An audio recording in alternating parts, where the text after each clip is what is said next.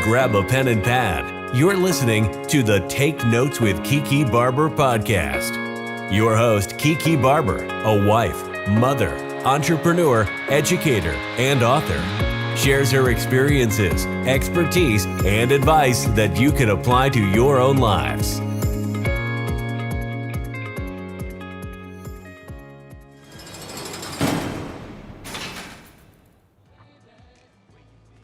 You gonna miss me? No. You just jealous because I got a family and you don't. Family ain't got nothing to do with it. You think these people gonna like you? They sitting home having themselves a nice little life, and then some hood rat gonna move in and shit's gonna be like the Cosbys? Girl, you tripping. Well, I hope one day you find your family same as me.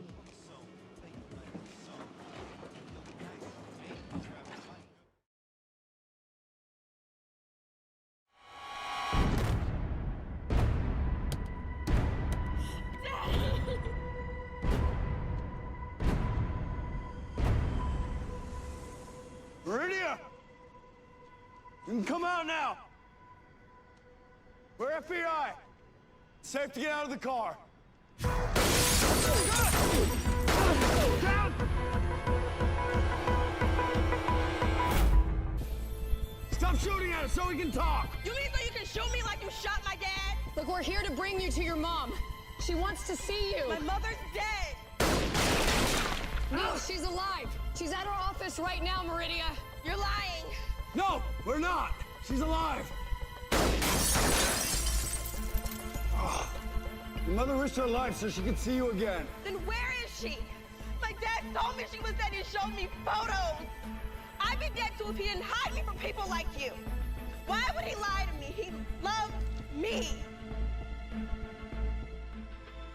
Put the gun down. Hey, let us take you home. That's right. It's okay. All right.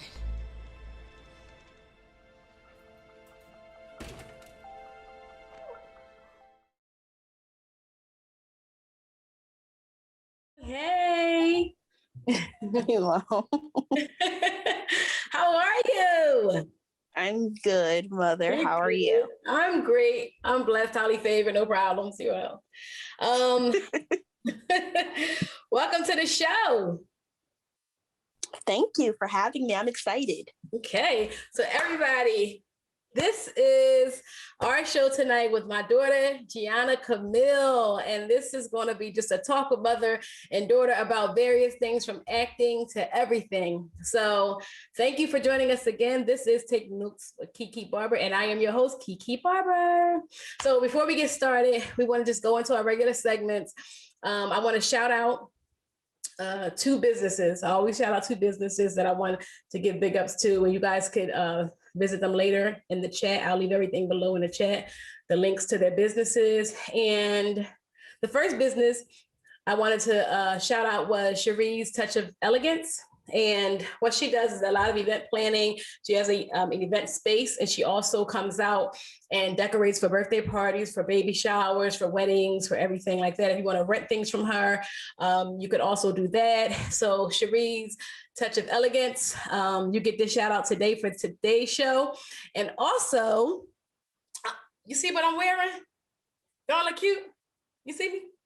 I'll give you pictures later. But I'm actually wearing something from my daughter's boutique. So tell us a little bit about your boutique, Gi'onna. Well, I own the Chameleon Boutique, and I started it to essentially provide clothing and fashion to women of all sizes, specifically Black, Indigenous people of color and women of color, because oftentimes we are spending money and putting money into companies that are targeting us but aren't owned by us. And so I wanted to make sure that I had an outlet where people were actually buying from people that had the same body as them and had the same struggle as them and things like that. So Chameleon Boutique is fashions for all queens of any size, any culture, any ethnicity. Okay, cool. And I had this gold thing that you bought me. It's a dress that you brought when the last time you came home. So that was actually cool. It fits very nice. It's snug. I'll leave pictures so guys can see the full body of it. And you know, in the comment section, or I'll leave a link to Gi'onna's boutique. And so how was it starting that boutique, G? It was interesting. I think I started it while I was back home one time. I had come home for my birthday. And that was around the time that I had decided to start it. We were several months into the quarantine and the pandemic. And it was my birthday, and I was just like, you know what, I think I'm going to start this boutique. I had already been operating it a year prior, then I kind of like stopped. And so I decided I wanted to come back full force and do it right. And it ended up going well with the whole starting process, but there were a lot of things that I had to learn myself, and of course through you, because you taught me so much about business. So it was great to start it while I was at home, so I could just kind of pick your brain about a lot of things while I was there. But I'm learning more every day. It's a lot that I didn't know about running a boutique or business. So I'm learning a lot every day. Welcome to entrepreneurship. Whoa, people think it's so easy, but it is not. It's gratifying though, and it's worth it, but it is not easy. So we have a segment in the show, G, that we do called the mommy moment. And I'll take this moment and I'll reflect on parenting or anything that I may have gone through with you guys, my daughters, or something that, I just saw in passing with a parent and a child. It was just some information that was passed on to me from a mother. And today's mommy moment, I think I'm going to take it to something that you taught me. Yeah. So you remember, you taught me a lot of stuff. Actually, you are my mirror child. You show me myself. So that's why I used to bump heads. Yes. For the same person. Yes. So I remember one year I was doing the powwow. You remember this? Yes, remember ma'am. I was doing a powwow, and I was having everybody stand up and just tell me why it was that, what they didn't like about their parents and things like that. So by the way, powwow is a thing that I was doing for young girls. It's called powwow. It stood for passing on womanly words of wisdom. We got together with a group of girls that were how old were they? 10 to 18 in different groups or whatever. And I think it was it started as 13 to 18. It started at 13, but the parents were like, girl, my daughter can come. I'm like, no, it's 13 and older. They're like, no, she's a trip. She needs to be in your class. So then we started lowering it a little bit according to how mature the girls were. And I remember I told everybody to stand up, and I used to try to forge mother and daughter relationships. And we used to have a lot of girls in the group that used to say, I can't stand my mom because of this, and I can't stand her because of that. And we used to try to help them with those issues and things like that. But little did I know, but lo and behold, I asked Gi'onna to stand up, and Gi'onna was like, so I said, what don't you like about, our dynamic or something like that? And you were like, you're always too busy. You remember this? I do remember. It's funny because when you brought it up, I was like, what did I say? I didn't even remember. You said you're always too busy. Every time you come in the room, you're always on your phone. You don't even acknowledge us. You said, what'd you say? There was something around the ways I'm always too busy. And I was open. I had salons at that time. I was opening salons. I was very, very busy. But what you said, it really had me open my eyes, about time management, about shutting off your phone at a certain time, or even if you're on the phone or a business call, when your children enter the room or your husband, just acknowledge them. It don't take much to acknowledge somebody, but it was always, shh, I'm on the phone, I'm on the phone, I'm on the phone. I was doing that all the time. And then you called me on it, and I was just like, what? Did she really just say that? But it was your truth. And you always stood in your truth. You always stand in your truth. So even at a young age or whatever, but that was our mommy moment. So I want to reflect on that and go back to that time of having such a busy mother, trying to make ends meet, of course, trying to build businesses and all of that stuff, and go to a place where you were as a child, me coming in, and how that felt with a busy mother. What were the feelings from a child's point of view at that time? You're grown now, but yeah, that's so weird. I don't like being grown. I think that for us, it was a different dynamic because, again, like you said, I was the mirror child. Sarai was just kind of like the bubblegum child. She was just always happy. Mm-hmm. It didn't matter what was going on. She was just always the happy one. She just wanted everybody to be happy. She didn't want to rock the boat or anything. Whereas me, like you said, there's a ripple any water. Yep, that's Sarai. Sarai was the bubblegum child. She was happy all the time. She's definitely the bubblegum child. Definitely. Yes. It's funny because I feel like we switched roles as we got older, but I think with like growing up with you being busy, it's like, I think because I was always mature for my age, I understood why you were busy, and I understood that you had to be busy, and that you were setting an example for me to follow, for Sarai to follow, so that we could be independent women, so that we could be strong women. But I think growing up in it, it was always just kind of like and I think I had a tough time in school too. So I think the last thing that I wanted was to go home and not have that immediate connection. So I think a lot of times, because I had tough times in school, I never had a bunch of friends. I was always weird. Loner. You were always a loner. I was always a loner. People never really liked me or hang out with me. I remember I picked you up from high school one day and I was like, why are you always standing by yourself? You was like, that bunch does drugs. That bunch smokes cigarettes. Which one do you want me to hang with? I was cracking up like, just get in the car, girl. Like, which one do you want me to hang with? That one is, they get high over there and they smoke cigarettes. Which one should I hang with? And I'm just like, Gi'onna, just get in the car. Just get in the car. Like, all right, nobody, don't hang with anybody.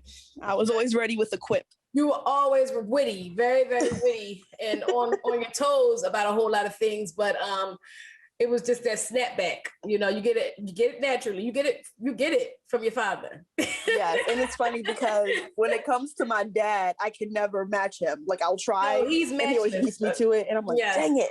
Yes, you cannot match him because he outwits everybody. His comments are like, he's always on his toes when it comes to a smart comment. So you definitely get it honestly.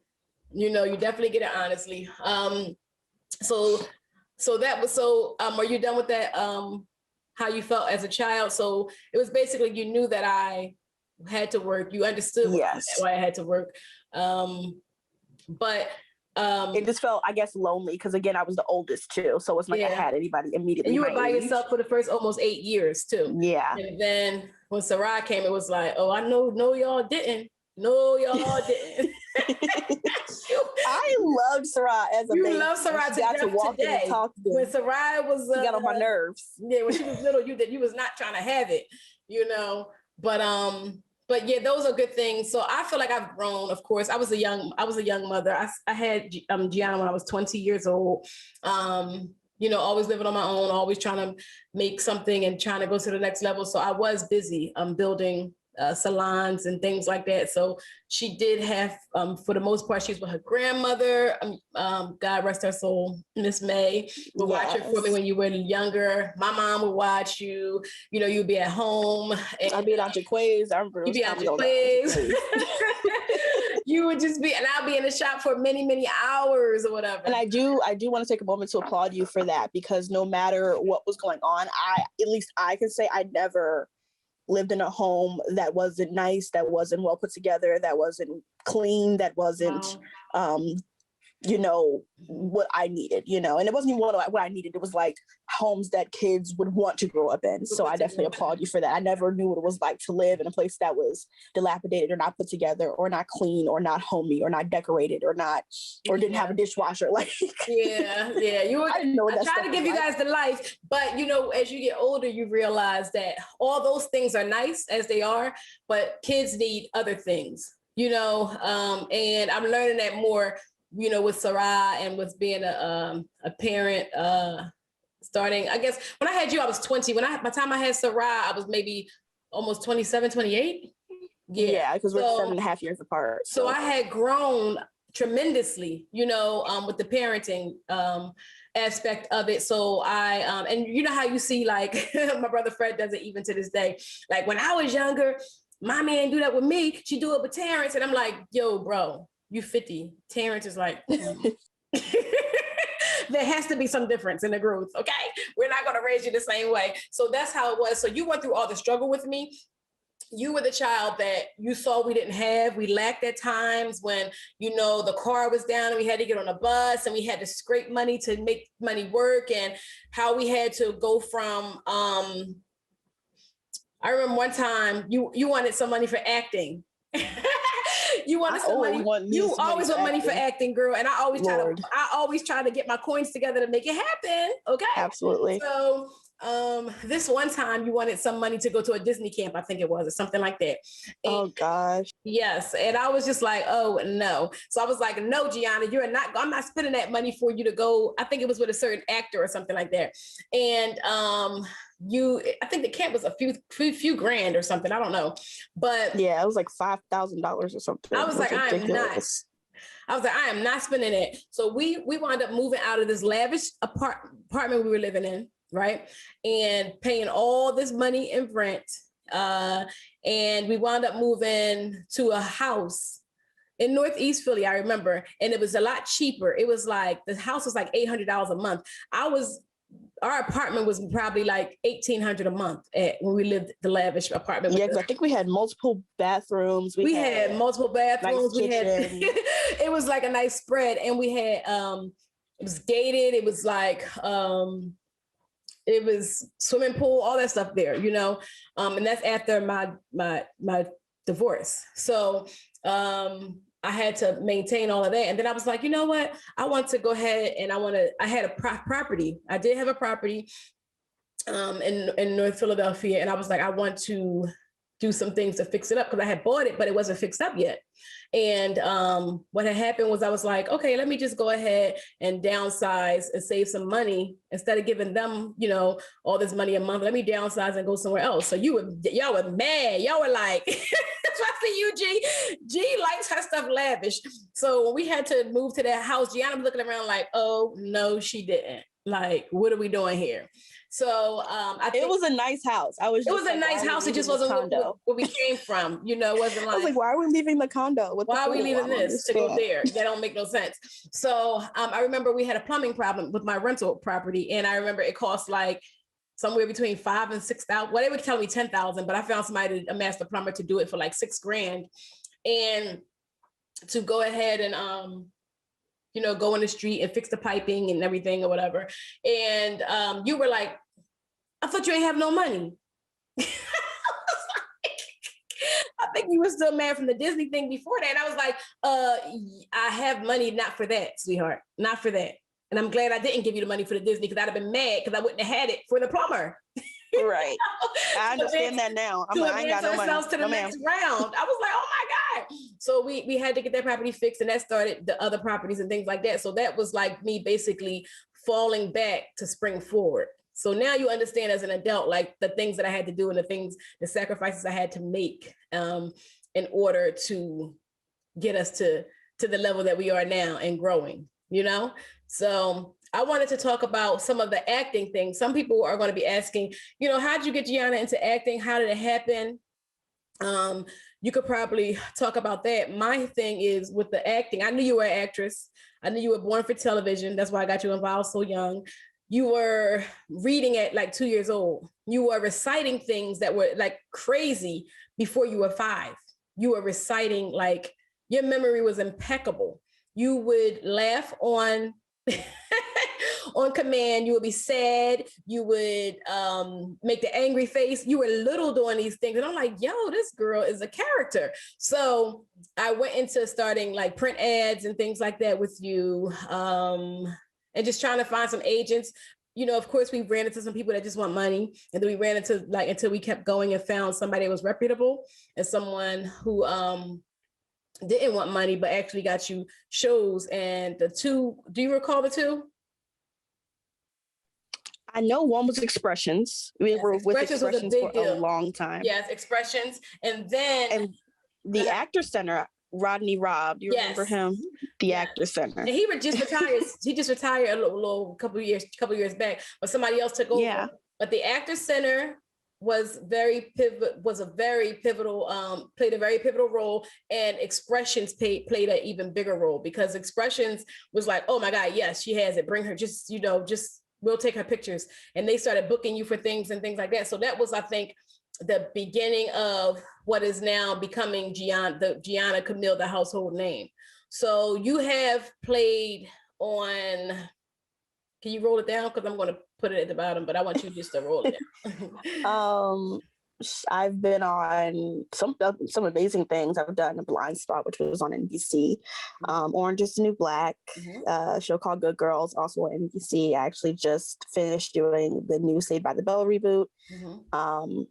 I've done projects with Lena Waithe, like Girls Room and things like that. I've done Little Voices. I've done When They See Us. I've done some pretty interesting things that, like, now I look back and it's kind of like really a blessing, right? That I've been able to do those you things. always be like, I'm nowhere yet. I'm like, girl, you are just scratching the surface, but you have done some things. So you cannot say you have not done anything yet. God has been blessing. Okay. Absolutely. He certainly has. Yes. And he's going to continue to bless. For me to be able to move across the country. Yes. At a certain age. And I remember you were trying to move to LA at like during college, like 17. I'm like, girl, you ain't going to LA. Like, I wanted to go to UCLA so bad. Girl, I was like, ain't happening. And now Sarah talking about something. She's going to she's gonna go to UCLA. She's gonna live with me. She's not at 18. I said, when did Gi'onna leave? She said after she was 21. I said, so when you gonna leave, Sarah? She was like, after I'm 21. Okay. But listen, I didn't have anybody. She'll have me. Girl, ain't gonna happen. She will have me. I ain't doing it. But so I'm glad you're over there. She'll get over there eventually. I'm not moving over there. I'm going to Atlanta. That's it. If I go anywhere, it'll be to Atlanta. It won't be LA. Because I promise you, LA is going to fall off the face of the earth one day. Mom, like, LA is not going to fall off. New Jersey's going to fall off before There LA. are so many things that happen in LA.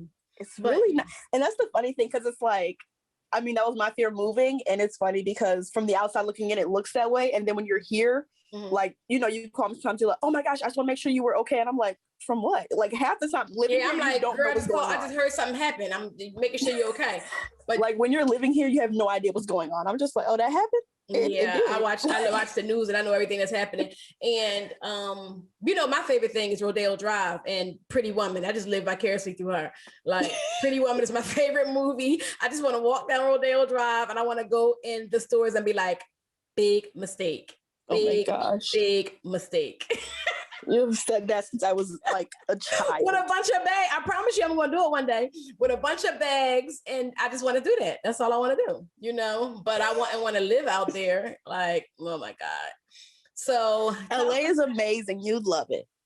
Yeah, I love it. I love when we went to visit, when I went on some sets or some things or whatever, but I want to come back home. Oh yeah, you did come with me to do the press. Oh. Yes, I did. I enjoyed myself. It's interesting because I feel like you still, to this day, which is odd, neither of my parents have been able to see me on set acting yet, which is like interesting. Nobody has. And I was like, just thinking about that today. I'm like, oh my gosh, nobody. Even when I'm there, they make me go into another room. Like, I'm always in a green room or waiting room or something like that. Even when you did something at the prison, I had to drop you off and I couldn't even come in because it was like. Yeah, it was a prison thing because they weren't letting anybody in. But the prison was I think when we went to LA, that was press. So it was like different because it was like weird. But I feel like if I was like on a regular set, they would like let you like sit and watch and like be behind the camera because that's usually what they do with other parents. Okay. So we have to make that happen. Yeah. I was just getting a kick out of, this is my child, okay, in whom I'm well pleased. But this is my child, and they're like, excuse me, Gi'onna, what can we get for you? I'm like, what? Like, are they really, like, seriously? It just took me out. And you were like, yeah, I'll have this and I'll have that. And I'm like, Gi'onna, get some water. And you're like, oh my God. Like, it's the mommy in me that's like, girl, I don't care what your name is, okay? To me, you Gigi, okay? You little Gi'onna, Jabot, Gi'onna, whatever. But you were just like, Mom. And they were just, running around and doing their jobs, I guess, or whatever. But they were just like, what do you want to eat? What do you want to drink? What can we bring you? How can we do this? How can we do that? And it was like star status. And I was just sitting back like, wow. it's like funny because like again, you haven't been with me on set, so I'm just like, oh my gosh, this is your first time seeing this, but this is what happens. That's what, and then your name outside the door. I'm just like, oh my God, this is crazy. But it's almost like surreal because you know that we've worked hard, we've done the work, and we have gone to auditions and heard so many no's. How do you deal with that? If someone was trying to pursue acting, how would you tell somebody how to handle the no's? And it's certainly not for the weak. Like you know better than anybody. Sometimes I call you as soon as I'm crying, even after doing this for so many years. Like I've been doing this for almost. I started at 5. I've been doing this for almost 20 years, which is insane. And I still like call them like, Mom, I did get like it's like insane. Like I don't think you ever get used to it, especially if you're into acting for the art of it and not just the career of it, because I think because I'm so into my art, I fall in love with the characters. I fall in love with the script and the words. So when I find out I don't get to bring that part of art to life, that's what hurts. It's not the money. It's like, oh, I would have loved to play this character, But one thing that I will tell anybody trying to come into acting is don't make acting your life. You can't. You can't. You have to have something else going for yourself. I learned it the hard way myself because like I would like do like 5 auditions a week and then not hear back from any of them and be like, oh, well, what do I do now? And I like sacrificed social life. I sacrificed so much for acting, especially early on. And it wasn't until maybe I was 20 or 21 that I started to like look back and say, you know what, let me have a life, let me live. Because when I look back, I'm gonna have nothing to remember my 20s by, remember my life by. So I'm glad that's why I started. Yeah, because I was a workaholic. I'd be like, no, I don't. Yeah, I used to be worried like she is not gonna have a regular life. She's gonna miss everything, and she's gonna look up, and she's gonna be too old to do it. Okay. Yes, like even as a kid, I wouldn't go to parties. I'd be like, no, I don't go to parties. Like, Gi'onna, go play with the clown. I'm over here reading a book. Like, girl, if you don't go play with the clown, like, go over there and play with the clown. But you were always above your age. You were always very mature for your age. You always knew what you wanted and you always go for it. But as a mother, as a parent, you always want your child to enjoy the process and don't get so lost in it and don't miss out on life just waiting for that one thing to happen. Because so many irons could be in a pot and God can make anything go any type of way whenever he wants. And 2 or 3 things that pop off at the same time. But if you only got one thing going for you and that one thing don't pop off, it's like, oh, shoot. Yeah, like, definitely. Yeah. Like now I'm so glad you have your boutique. I'm so glad you do other things. And then I've allowed myself to like just live. I think it was like at some point when I was like in college, when I went back to college and you were like, hey, what you doing? I was like, oh, I'm going out of market back at 3 a.m. And you were just like, oh, okay. Be careful. Be careful. Because you never go out. You never did anything. So never went out, never did anything. Never. So all I could do is pray, like, Lord, take care of her tonight, But once you definitely to live your life and once you definitely to explore and all of that, but you always took risk, but it was only risk concerning your acting career. Absolutely. I never took risks with my life. I never took risk for anything else. Like it was only concerning, like if it had to be done for acting, I could bet my bottom dollar is going to get done. Whatever got to get done is going to get done because she's going to make it happen for acting, so that's. And I get that from you. Yeah. Right. Listen, I will make something happen. Like my sister Jaquay says to this day, like, girl, every time you say it, I just wait for it to happen because I know it's going to happen because you just make everything happen. Absolutely. Like, I don't doubt if you say you're going to do it, it's going to get done. And I don't care how much hard work it takes. And I definitely, you get that from your father and I. We both work our work ethic is so strong. And you definitely get that, honestly. Sometimes I wish I had played more. I wish I had played more, but I really didn't have time. So now it's like my play comes now where I'm building these businesses and have the homes and things like that. And we're trying to do a whole lot of things. Now I can, sit back with my pinky finger up and enjoy life. Children are growing up. Yes, and you're young. And that's the great part about it is that I always say age is nothing but a number. It's not. You're as old as you feel. So the very moment you're old, you decided that you've aged in your head, you may as well stop. Yeah. So. Yeah. I mean, look at Halle Berry's 54. Nobody would ever know. You still have you have so much more. Angela Bassett, they look beautiful for their age. Angela Bassett is like 60 something, and I'm like, I can't And she's showing believe up, it. Like, and she's showing up young girls. Okay. right. I'm like, this makes me excited to age. I used to be terrified. Girl, you see. Now I'm just like utterly excited to age. I just can't wait. It's like the older you get, the wiser you get, and you just don't make the silly mistakes you did as a young person. But with you, you have even moving all the way to LA, done things that people dare to do, but are just scared and stuck and stagnant because they're just scared to make a move. You are definitely not scared to make a move. You're definitely jumping all the way off the ledge. And can you tell us about how difficult it was? Because I remember one time I told you, I was like, girl, I've stopped you from doing a lot of things. Now, I know you're probably like, Mama, I'm getting on my nerves. But I really wanted you to be more of a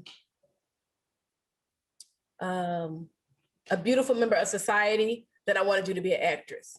You know, I wanted you to be an actress, but my biggest fear was being an actress that was rude and nasty and treated people unkind and things like that. I always wanted you to have character and always wanted you to be kind. So we had to do little things. I had to do little things that were, when you were younger, that killed me, that I had to do. But I remember one time, started when you were younger, girl, I used to take you to the nail salon and you remember you used to get the nails done and feet done? Like it was like crazy. I missed it. I ain't had it done since. Girl. Like clockwork every week. Girl, like every week, every 2 weeks. Like I remember one time you were at the shop and you were like, Mom, I need my nails done. And I was like, what? You were like maybe like 7 or 8 years old. Like 8, maybe 8, 9, something like that. And you was like, I need my nails done. And I was just like, what? Do you know that is like a treat? Like, you know, I'm not obligated to do that, right? So I stopped you from getting your nails done, right? Only because I saw this little diva rising up. Oh gosh. I saw this little diva rising up and it was like, oh shoot, if I started this early, it's gonna be a requirement. Like she gonna need her nails done every 2 weeks for the rest of her life, like till she get out of my house. And I ain't gonna listen. Now, if I say, all right, G, let's go get our nails done. And it's fine. It's fun. I'm there. You're there. We're getting our nails done. But when you start walking up to me like, yo, I need my nails done. Girl, that's when it all stopped. And didn't it stop? It came to a screeching halt. I was like, oh. It did. And then when I got older, you would be like, you need your nails done. I'd be like, well, I can't get them done. Yes, you can. So I'm like, you need your nails done. You're like, no, I don't need my nails done. Yes, you do, Gi'onna. I'm not paying for it, but you need your nails done. I stopped that when you were younger. And then I think one other time, you were acting. I stopped you from acting. Oh yeah, I think you pulled me out. You had pulled me out when I was about 10 or 11. Yes, you becoming. And then I had went back in at 13. Yes, you were becoming a diva again. Like, watch when I get famous. Watch. I was like, oh no. We can't have this. We can't raise a child like this. But you were like, when I get rich, I'm gonna do this and I'm gonna do that. And it didn't sound like all positive things. It sounded like mean things. And I'm like, oh no, we got to get her out of this. If this is creating a monster. Recall this, girl. You were just like I can't wait to get rich, and I'm not gonna do this, and I'm not gonna do that, and I can't wait to do this. And I was just like, what? Like I was like, no, Gi'onna, we're gonna pull you out for a second. We're gonna help you be a great member of society. We're gonna bring you back down to reality. Because you know I wouldn't have pulled you out for nothing, because I know that was your heart. Because I used to pay for the camps and stuff. You used to go to Freedom Theater and all that stuff or whatever. And so I knew that you were born to act, but I just did not want you to be lost to that, I guess that culture that comes with it, where I want you to act, I want you to be a household name, but I want you to still have a beautiful heart, and I wanted you to still treat people kindly, and I didn't want you to get get high in your career and look down on people. You know what I'm saying? So I think that we've achieved that. I don't think that you are haughty. I don't think that you overlook people or look down on people. So I think that we achieved that, but I don't think I would have been able to achieve that had I not pulled you out or pulled your coat sometimes. You know what I'm saying? Just to be like, yeah, I think also a lot of that comes from, again, I did not know who I was. Mm-hmm. So it took a while for me to know who I am and the kind of person that I wanted to be in order for me to be able to keep that person. Because it's easy to get like tossed up when you don't know who you are. Mm-hmm. Mm-hmm. Girl, talk about it. For me, I it was learning myself. And to be perfectly honest, I still am learning. And I didn't even really get to know myself until I was like 20 or 21. And I was just like, oh, so this is who Gi'onna Kamille is as a person. You know, it was because, and I think, again, oftentimes the big thing of it was I was an actor. So I naturally adapted to wherever I was. So it became so much that I was like, well, who am I? Like when nobody's around, when nobody's here, when nobody's talking, like who am I? I adapt myself to my college friends, interesting. for the actor friends. Yes. Who am I? That's so interesting you say that. My last episode was talking about getting to know yourself and talking about the inner child and things like that and how you take on. Remember, we had a conversation before how about you was like, Mom, you take on a role of different people and things like that, or different men that you date. And I sat with myself, but you listen, you way ahead of me. You 20 something, figuring it out. I was 30 something, girl. Okay, figuring it out. Damn near almost 40. So I was like, before I sat with myself and had to figure out, okay, what kind of eggs do I really like? What kind of movie do I really like? What kind of this and what kind of that? And just getting to know Kee Kee for who she is. So you are light years ahead of me if you're doing it in your 20s. Most people just party their 20s away. They're not trying to find out who they are, figure out who they are until they're married and they figure out, wow, how did I marry somebody else and don't even know myself? You know, and that's when the trouble comes or whatever. But that's interesting. You said that you didn't even, know yourself, but now you're getting to know yourself and you're going to continue to get to know yourself because things are always going to be evolving and changing. And what would you tell someone that was looking to get into the acting field as far as agents and things are concerned? I would definitely, first and foremost, give the golden rule, which is something that everybody should tell you. If they don't, you're in the wrong crowd, but you never pay for an agent upfront. Just never happens. So if you go to an agency meeting and they say, oh, we need X amount of dollars or thousands of dollars to get you started, that's false. It's a scam. Run away. Your agents or your rep, your manager, whomever, only gets paid after they have secured you work. So they get a percentage of the work that you do. And I think that's the golden rule because I still see so many people get like wrapped up in scams. So they're like, oh, I have an agent and I pay them this. And I'm like, well, no, you don't pay an agent up front. You pay them after you book work that they have found you. You don't pay them up front. So, and always be wary because this industry it can be very, very ain't it? mean. It's not nice, especially when you're naive. But I'm glad that I had some semblance of book smart and street smart. Definitely. To walk into it. And not even that, just, with my mother, with my family, especially my mom's side of the family, just that very strong spiritual intuition of knowing, okay, you know what? No, this is not the right area. This is not the right person. They're smiling and they seem nice, but something's in there. Let me back away. And I would just always say, always stay prayed up because you never know what's going to happen, and never be willing to sell any part of yourself, be it your soul, your art, anything.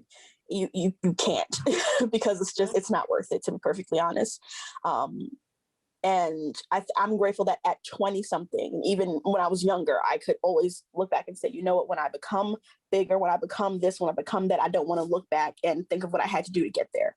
I want to be able to look back and say, you know what, that was God, that was my family. And that was character, that was endurance. I didn't take any shortcuts. I didn't do whatever people said to do because it's not how I was raised. It's not how not at all. Girl. We don't do that. Okay, absolutely not. It's not how I was raised. And I think you've done well because you spoiled me and Dad spoiled me, but you guys spoiled me in a way that you guys made it seem normal. And I think that's why I was always like, well, when am I getting my nails done? Because again, I'm just like, this is normal. I'm supposed to be treated with this. That's how I'm supposed to be treated. What are you talking about? But your dad did a great job with that too, because he would date you. And I always be like, listen, let her be the first man that dates her or whatever. And he kept that true, because I swear you've been to every restaurant. If a dude go to take you to a restaurant, they're going to be like, you been here? You're going to be like, oh yeah, I've been there plenty of times. Like, because your dad did a very good job on y'all had date nights.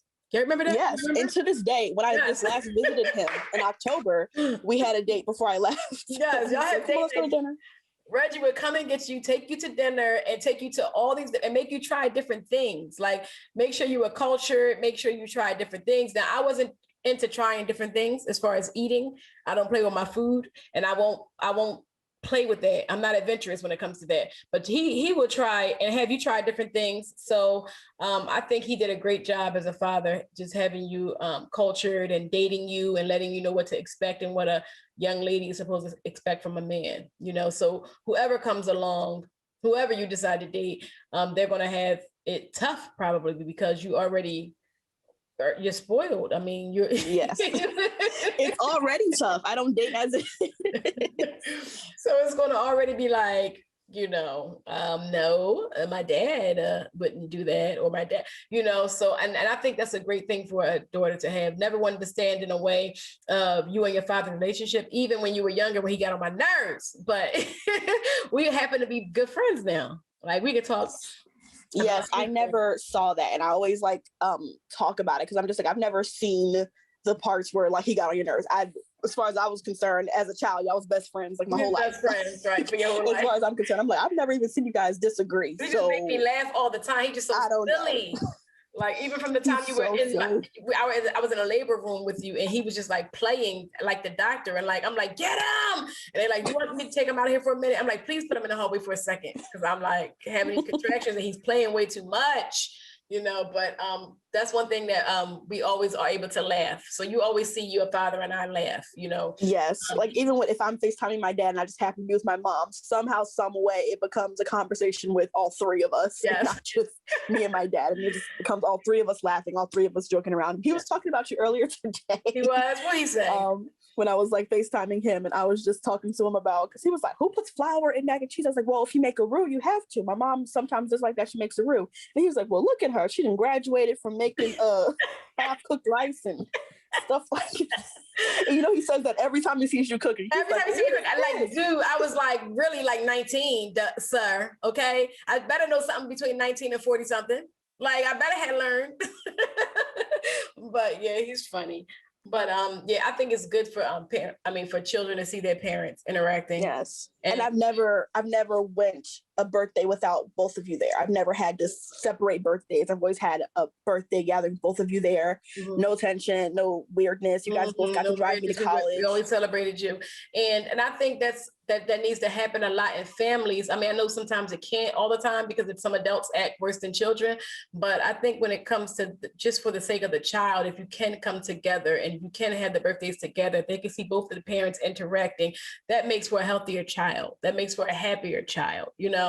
And like I said, to this day, me and Reggie have no problems. Like his wife calls me. Okay, Toy calls me, and we talk and bust it up. And if she not in the background if you and him are on the phone, I'm like, where Toy? He like, well, she in the basement. I'm like, I will call the people on you. Like, you better get to it. Don't play with me, you know. But love Toy. I remember one time you were sick. You had you were in Children's Hospital. Yeah, I think that was when I had my seizures or something. Yes, you used to have seizures really bad when you were younger, and I remember. They were talking about parents. I was married, Reggie was married, and I'm like, she got 4 parents.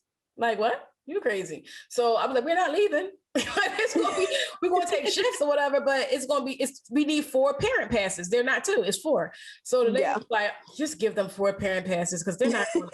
Listen, he's married, I'm married. We're her parents, but we have significant others that love her just as much. So we going to need 4 passes, you know, and they obliged. they gave us our 4 passes or whatever, but that's how it's always been. You sick? I'm not leaving. He like, I'm not leaving either. You know, we both gonna sit here. Okay, we gonna sit here. Yeah, I think at that one, I think you guys alternated, like, because I stayed multiple nights. So you stayed one night with me, and then Dad stayed the next night with me. And then everybody would come during the day. Everybody would during the day. They say it's only a certain amount of people. We all gonna be in here, all 4 of us. Thank you. You know. Yes. So, but I can appreciate Reggie for being definitely a great father and helping me and aiding me and rearing you, because definitely some things that I taught you have stuck, and some things that he has taught you and, has brought into your life has stuck. And that was what made you a well-rounded individual, But anything you want to say to anybody that's pursuing acting, any last words or anything? I would say always just like in any relationship, I feel that acting is a relationship. Tashina Arnold said it best. She said that acting in show business is like being in a romantic relationship. Like, do you still love it when it's not paying your bills? Do you still love it when it's not being nice to you? Do you still love it when, it's not doing everything that you expected it to do? And if you still love it, you have to stick it out. Wow. And I would say always keep that mindset. The very moment that it's no longer happy, the very moment that it's no longer fulfilling, you have to go, because the deeper you go into that, when you no longer love it, you're going to continue to lose yourself. And when I say that, that is so true. When, you change different careers, some people would just know you as for what you do, not for who you are. So do you ever get stuck in a phase of like, what if I stop acting? What am I going to be known for? What are people going to look at me as? Because I had that struggle with when I switched from the salons and I started saying I didn't want to do hair anymore, but I wanted to go on to different ventures. And it was always like Kee Kee who got the salons, or Kee Kee who got this, or Kee Kee who got that. And they always put me to my past. And it was like, yeah, that was me, but I have evolved and I'm growing. So please stop saying Kee Kee that got the stuff, Kee Kee that drive this car, or Kee Kee that got the shops, or Kee Kee that got that, or Kee Kee that do that. I don't do those things anymore. I don't have those things anymore. How about just Kee Kee? You know what I'm saying? So right. I was scared to let go of those things because I felt those things were who I was, but they were not who I was. They were just things that I did, Yeah. So how do you feel about that? Like if that was to ever. Well, I'm acting well into my 90s and 100s, just like Betty White and Sister Tyson. I know that's right, G. But it's not yeah. But it's not all of who I am. That's why I have multiple businesses, and I try to make sure that I venture out and that I'm trying to build multiple nonprofits, because at the end of the day, acting is something that I love, but philanthropy is my heart. It's what I was raised in. It's what I was marinated in. It's what I grew in. Girl, you better go in with the philanthropy. So at the heart of what I do, acting is kind of like the running path for me to be able to provide for more people, to help more people, and to reach a platform so that I can inspire more people and build more generational wealth in my family and other Black families and other disenfranchised communities. That's my ultimate goal. But like you said, it's just like, cause like, it's funny because in the industry, I'm known as G. Everybody calls me G. Nobody calls me Gi'onna Kamille. When I'm on set, they call me G. Mm-hmm. My agent calls me G. My managers call me G. And I don't know how it became that, but everybody just says G. And so when you say, Kee Kee who has this or Kee Kee who has that, that's what I think of when I think of G, because I feel like that's a nickname and it's so personal. Mm-hmm. So when people say G, I'm like, okay, so when you say that, who are you seeing? Are you seeing Gi'onna Kamille, or are you seeing G, the goofy one, the silly one, the one who's trying to make everybody's job easier, because like everybody tells me when I'm on set, I'm way over the top because I'm trying to make sure everybody's job is easy. Mm-hmm. Like, I'm just like, oh no, wait, I can do it. And they're like, no, it's my job. And they want you to relax. Like, no, that's not what relax. Me too. I'm the same and way. I'm always trying to help in any way that I can, where they're just like, oh, what do you need? I'm like, whatever's easiest for you, whatever works for everybody else. Just trying to make everybody comfortable. Trying to make everybody comfortable. Sometimes even at your own comfort, for sacrificing your own comfort, you make other people comfortable. And definitely. That's a true. I'm trying to grow out of that because I do that a little bit too often. So where I'm drained. And I'm just, okay, let me take a second and just say no, or just get say, rid okay. of the disease to please, girl. I'm telling you, I did that too. I was old, but you well on your way. Well on your way. Like when I first had the heart to say no, and it was like, oh, this feels good.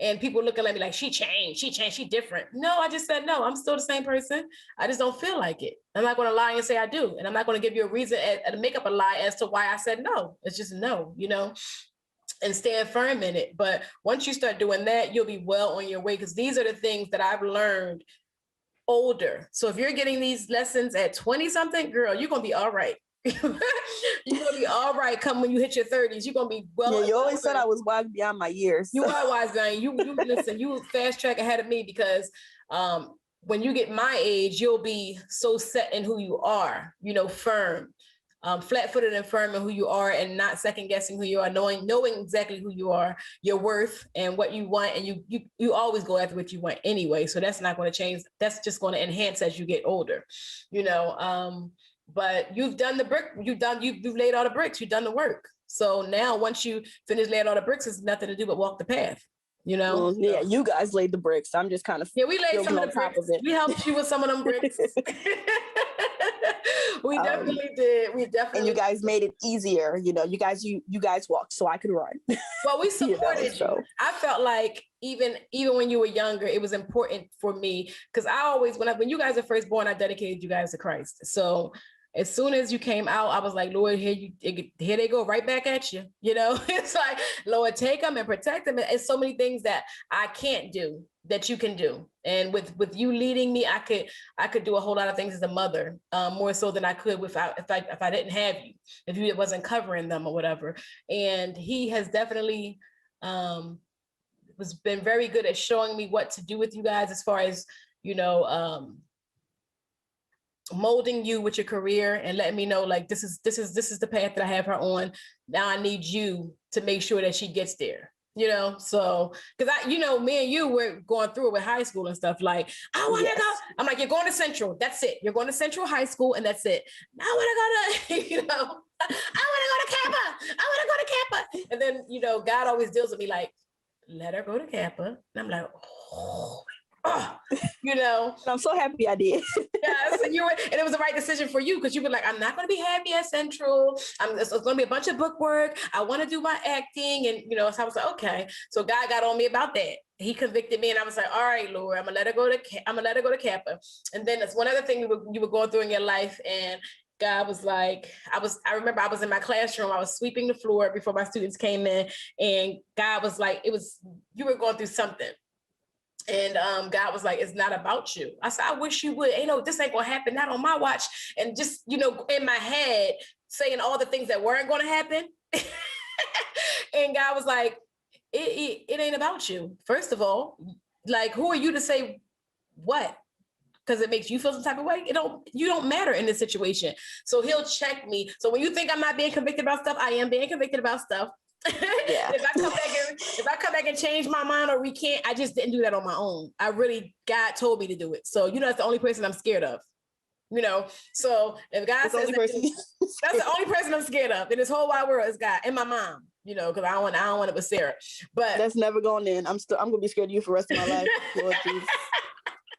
So I'm scared of Sarah, and I'm scared of God. And when God says enough is enough, stop it. And I'm just like, all right, let me go back and apologize. Let me go back and do this, and let me say this, or let me recant this, or let me tell them something different about this, you know. And that's how you see, like, Mom, you changed about this. You're more open to this, like, because conviction. You know, yes, conviction, definitely conviction. Because if I had my way, I'd be staunch in it, like standing in it, like, nope, I ain't changing my mind. You know? And it's very easy to be that way, especially when, you know, tradition and when you're tradition and what you know and what you see. And it's especially scary when you're the one going through it and you're just like, well, I have parents and I want to make them proud, and I got this and I want to make this person proud.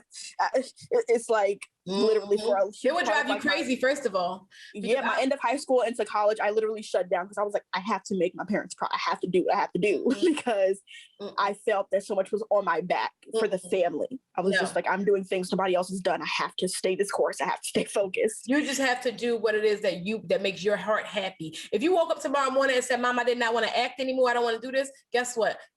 As long as you're at peace with it and it's something that you want to do, I'm all good with it. You know, I don't want you to keep up anything because I lived that life, and that's a stressful life, first of all, to live up to somebody else's expectations and just abort your own expectations. You know what I'm saying? So, and like I said, I didn't realize this until I was much older than you. And I realized I wasted a whole lot of time, and I could have just did what I wanted to do all that time instead of making somebody else happy. I could have been living my life, and nobody asked me not to live my life. I just felt that people viewed me a certain way and that I had to do stuff to keep things going. But in actuality, I put that pressure on myself because nobody said I had to do it. You know what I'm saying? Right. So once I realized it, I was like, wow, I put all that tension and all that on myself. Nobody ever said I had to do that. Like, exactly. And like you said, I'm going through that stuff like now, like how you went through it. I'm going through that now where I just kind of like within the last couple of years, I was just like, you know what? Yeah, I'm gonna just live my life. I can't do everything for everybody. Yeah, you can't do everything for everybody. You would kill yourself, you know. And the way I do it now is I go to God, who do you want me to bless? Because I can't try to do God's job. Sometimes God wants people to go through things so they can get the lesson. And I can't be the one stopping them from getting the lesson. Okay. And I'm not going to be the one stopping them from getting the lesson. So if you want me to bless certain people, lay it on my heart. I will bless those people. But as far as me bleeding myself dry, trying to make the whole world perfect, which I know I can't do that anymore, you know? So thank you so much for being here, G. Thanks for having me, Mom. This was fun. We have to try it again when I'm actually there. I know we have to do it when you're actually here, but thank you so much for everything. I'll be leaving like I guess a trailer of your work and a link, and I'll also be leaving a link for Gi'onna's boutique with this episode also. So you guys don't, please do not think it robbery to check out my child, okay?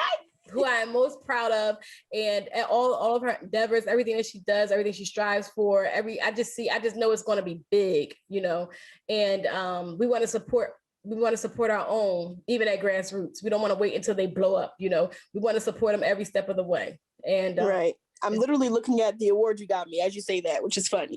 The award I got, yeah, right. I believe in it. I gave you an award, right?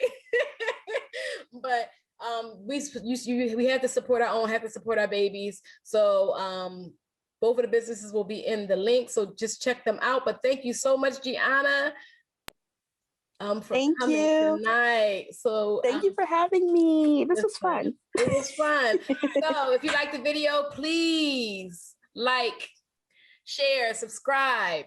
This is Kee Kee Barber, and this is Take Notes with Kee Kee Barber. Thank you guys for joining us tonight. Peace. Thank you for listening to the Take Notes with Kee Kee Barber podcast. Please don't forget, notes on a pad without application is just notes on a pad. Please don't forget to like, subscribe, and press that notification button so you can stay in the know. Until next time, my friends.